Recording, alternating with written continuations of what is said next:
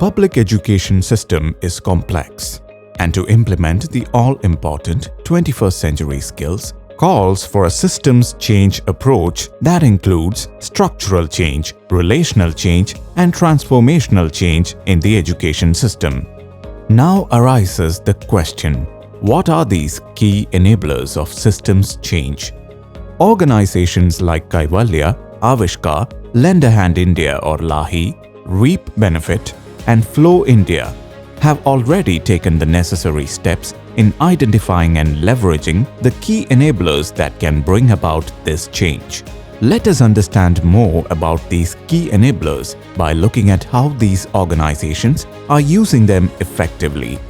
The first and foremost step is to collaborate with the government to make the change happen at a large scale. This would include taking part in curriculum committees, setting up model schools as demonstration sites, co-creating programs with local bodies, aligning with the existing needs of the government, ratifying your goals with the government. LAHI implements its program through the state government by playing the role of a catalyst. It provides knowledge support, technical inputs, and monitoring through a project management unit.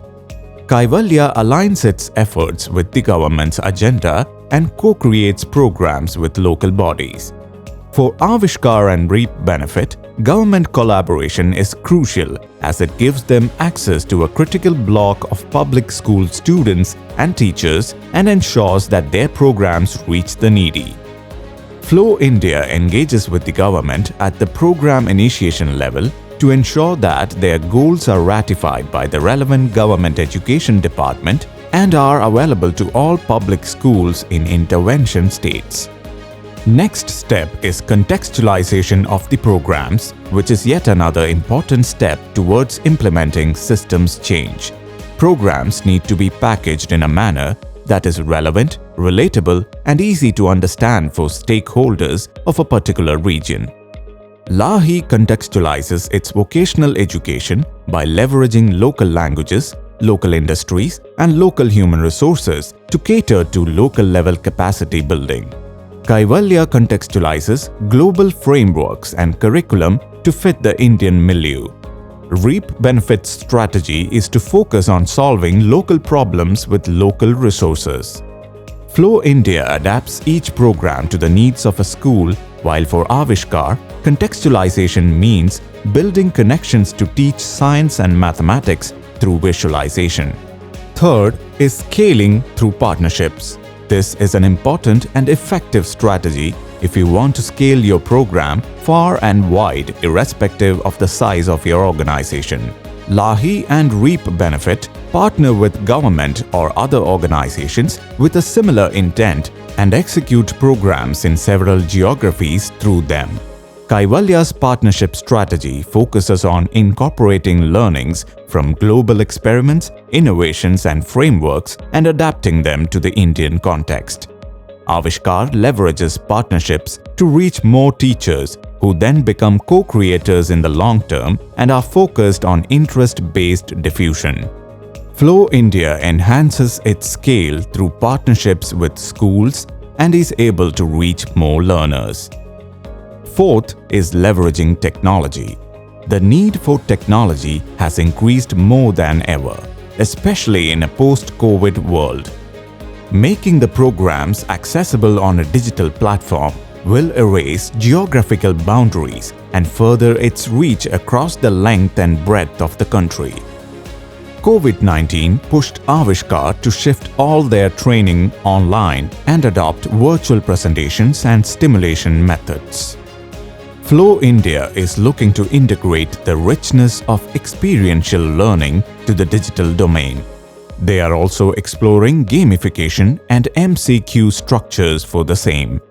Reap Benefit focuses on technology and data solutions as enablers. They deploy a Solve Ninja application which is linked to an overall dashboard for reporting actions and seeking follow-ups. Reflection is a critical tool to evaluate learning outcomes. It can be done based on the inputs provided by the learner themselves, by their peers, as well as by their educators. Reap Benefit links civic actions to 21st century skills through an algorithm and conducts a rubrics assessment. Kaivalya Learners Assessment is followed by a process of self-reflection. LAHI conducts periodic evaluations of their program, including quantitative and qualitative assessments of skills applied by students. Flow India uses a self-reflective tool where learners not only give feedback on the program but also look at their experience critically and assess their learning themselves.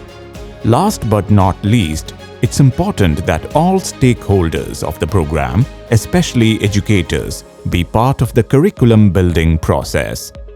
Kaivalya and Avishkar pay extra attention to teacher engagement.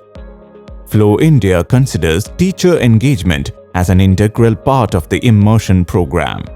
They do a series of workshops with teachers to enable them to design and execute cultural learning programs independently in the long run.